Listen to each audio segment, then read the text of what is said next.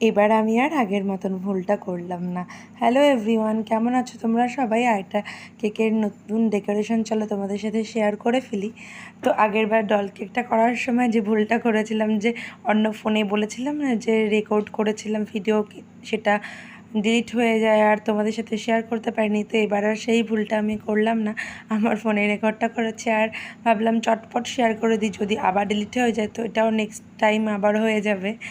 তো চলো, এটা ছিল একটা 1 পাউন্ডের ডল কেক। তো 1 পাউন্ডের যেহেতু, তার জন্য বেশি একটা হাইট করতে পারিনি।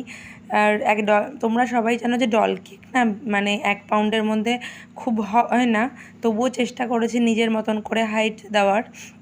তো কাস্টমার পেয়ে ভীষণ খুশি যে এর মধ্যেও একটা এত সুন্দর ডল কেক করতে পেরেছি বলে।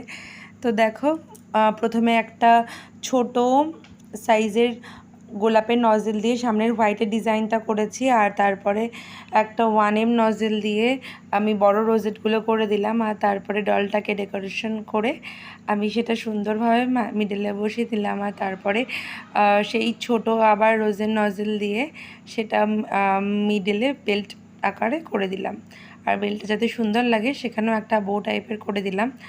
তো দেখো, এটাই ছিল একদম সিম্পল ডেকোরেশন। আর সব থেকে বড় কথা, এই যে কেকের এখানে নামটা যখন আমি লিখছি, তো নামটা লেখা না ভীষণই একটা ধৈর্যের কাজ। তো দেখো, আমি প্রায় পারলে কেকের গায়ে পর্যন্ত ঢুকে যাচ্ছিলাম, নামটা সাথে সুন্দর করে লেখা যায়। তো আমাদের লেখা যতই সুন্দর হোক না কেন, এই ক্রিম দিয়ে লেখাটার একটা অন্য রকম এক্সপিরিয়েন্স দরকার, যেটা আমি কাজ করতে করতে তৈরি হচ্ছে।